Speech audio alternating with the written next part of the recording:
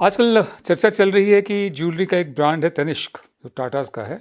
उसमें एक विज्ञापन उन्होंने दिया था कि किस तरह से एक हिंदू लड़की की शादी जो मुस्लिम परिवार में होती है और जब वो माँ बनने वाली है तो जो हिंदू रस्म होती है उसको वहाँ उस मुस्लिम परिवार में पूरी तरह से किया जा रहा है। तो वो पूछते हैं कि आपके यहाँ तो ये रस्म होती नहीं है। तो जवाब मिलता है कि बेटियों को खुश रखने की रस्म हर घर में होती है। पहले हमारे विज्ञापनों में इस ढंग के जो गोल थे, ध्येय थे, वो ये थे, नेशनल इंटीग्रेशन के थे। इंटरफेथ मैरिज हो, इंटरकास्ट मैरिज हो, ये तमाम चीज़ें, इनको बढ़ावा दिया जाता था। जैसे कुछ साल पहले तक बहुत से लोगों को याद होगा कि ऑटो रिक्शा के पीछे तक लिखा रहता था दुल्हन ही दहेज है। उसके बाद जब से सास बहू वाले सीरियल आए, एक पूरा का पूरा फीमेल स्टीरियोटाइप जो होता है सास का और बहू का, उसको रीइंफोर्स कर दिया उन्होंने। लिहाजा अब क्या हो रहा है कि वो विज्ञापन हटाना पड़ा। मुझे समझ में नहीं आती कि ये हमारी इतनी असहिष्णुता, इनटॉलरेंस, ये पिछले कुछ सालों में ही बढ़ी है, पहले नहीं थी। और वो नेशनल इंटीग्रेशन का गोल कहाँ गया? एक रूपता यहाँ नहीं थोपी जा सकती। और इंटरफेथ और इंटरकास्ट अगर रिश्तों पर इतना ही मतलब गुस्सा भड़कता है कुछ लोगों का, तो मैं जानना चाहता हूँ कि जब कोई खून किसी को चढ़ाया जाता है या प्लाज्मा चढ़ाया जाता है, जैसे आजकल कोरोना के दौरान हो रहा है, क्या वो पता करते हैं कि खून किसने दिया था?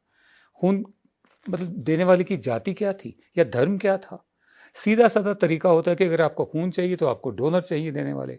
डोनर का ब्लड ग्रुप जो भी हो, उससे वो ब्लड ले लिया जाता है, खून ले लिया जाता है, प्लाज्मा ले लिया जाता है, उसे बैंक में, ब्लड बैंक में रखवा दिया जाता है। और जिस शख्स को जो खून चाहिए उसका जो ब्लड ग्रुप होता है उसको ब्लड बैंक से निकाल कर वो दे दिया जाता है। अब वो किसने दिया था खून, उसका धर्म क्या था, उसकी जाति क्या थी, अगर वो भी लिखना शुरू कर दे ब्लड ग्रुप के साथ, तो क्या ये लोग खून लेना बंद कर देंगे?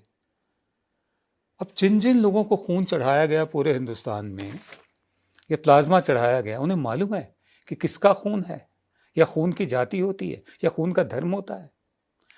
बहुत साल पहले अयोध्या में मैं शूट कर रहा था, तो एक मंदिर था, मुझे याद नहीं आ रहा नाम उसका, कनक भवन था या सुंदर भवन था। वहाँ एक मुस्लिम बुजुर्ग वो शहनाई बजाया करते थे आरती के वक्त रोज़। तो उन्होंने मुझे बताया कि जब मैं बीमार हुआ तो हमारे हिंदू दोस्तों ने खून दिया। मैं ये कहूँ कि मेरे अंदर हिंदुओं का खून बह रहा है? खून तो एक ही होता है ना, खून की कोई जाति ना धर्म होती है।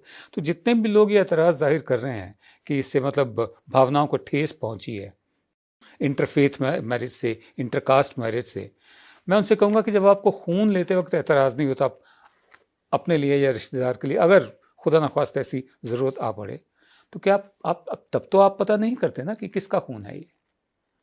ज़रा सोचिए, हम किस तरह का जहर फैला रहे हैं, और इस तरह के लोग जो ऐसा जहर फैलाते हैं वो सरेआम घूम रहे हैं।